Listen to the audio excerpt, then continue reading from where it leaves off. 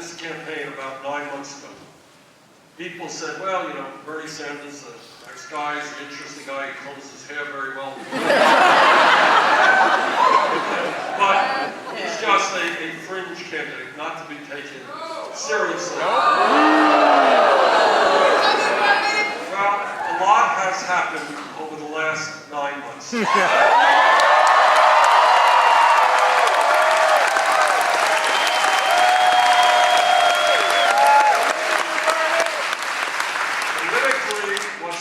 Is that Iowa has the first caucus in the country, and I think we're in striking distance of winning Iowa.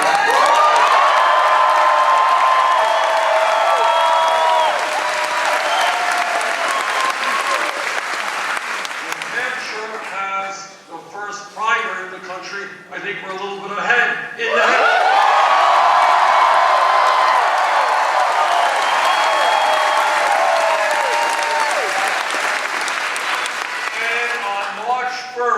Massachusetts has its primary. Right. Don't tell anybody. We're going to win here. New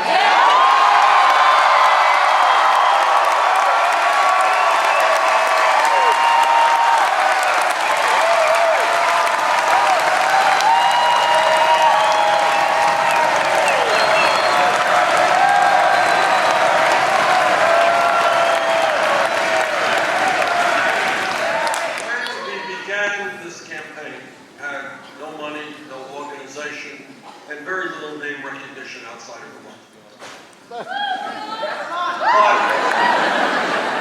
And when we began, we listened to a lot of the great political experts, and this is what they said. They said, you know, Bernie, in order to run a successful national campaign, you're going to have to raise a huge sum of money, and the only way you can raise that money is by creating a super PAC and begging millionaires to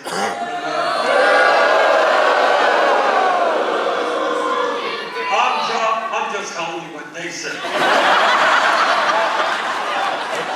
But it took us about 12 seconds to conclude that we do not represent the billionaire class or corporate America. We don't want them.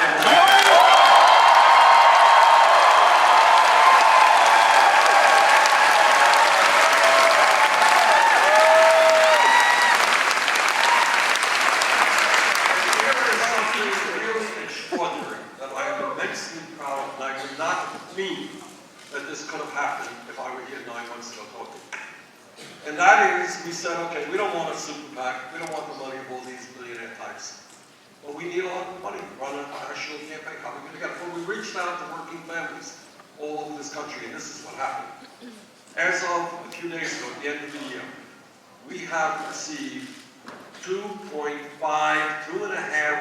million individual contributions.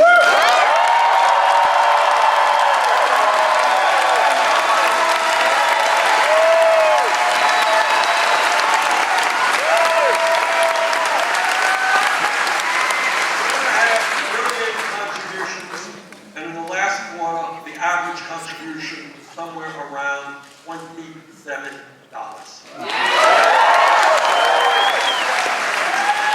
We have received more individual contributions than any candidate in the history of the United States.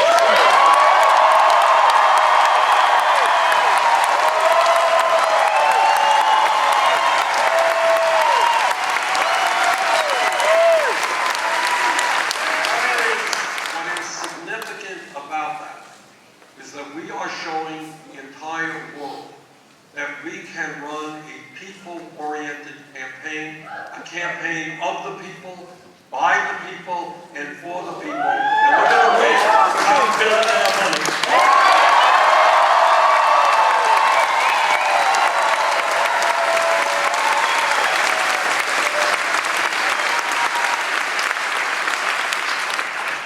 And the other thing about this campaign that we're trying to treat the American people as intelligent humans. Thank you!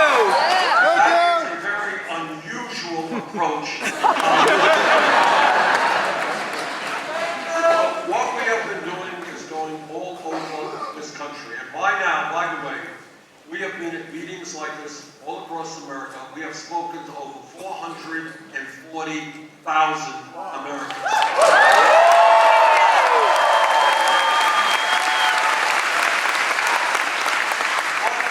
are talking about are, in fact, the most important issues facing people of our country.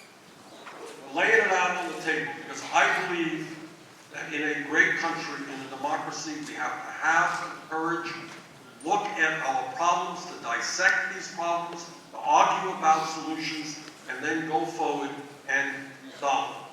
Let me just touch on a few of the issues that I worry about very much. First of all, there is an issue that to me is the great moral, economic, and political issue facing our nation.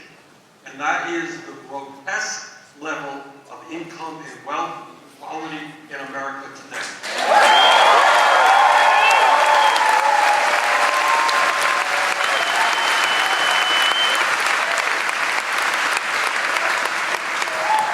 In America today, we have more income and wealth inequality than at any time since 1928, and it is worse here than almost any other major country on earth.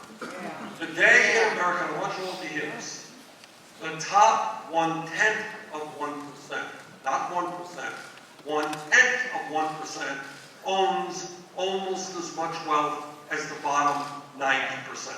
Wow. Today in America, the 20 wealthiest people own more wealth than the bottom half of American society. Today in America, one family, the Walton family of Walmart, owns more wealth, one family, than the bottom 40% of our people.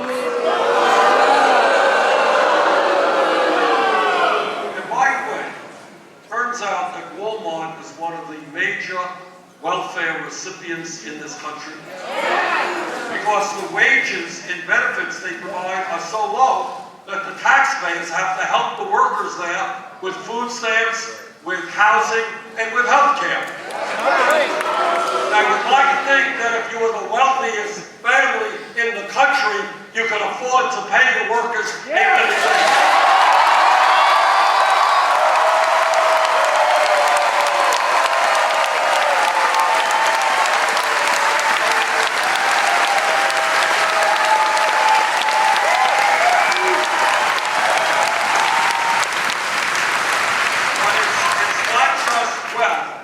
What we accumulate over our lifetimes, it is income as well.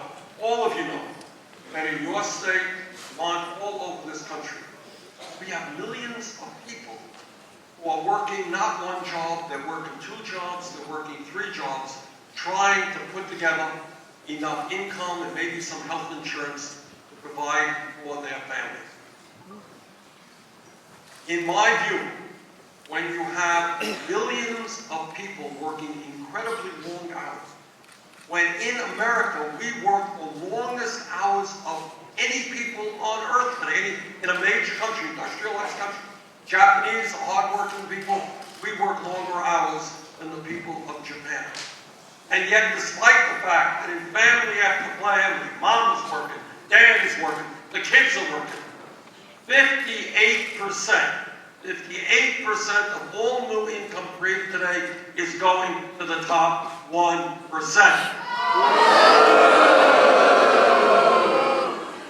So here's a radical idea. You want to hear a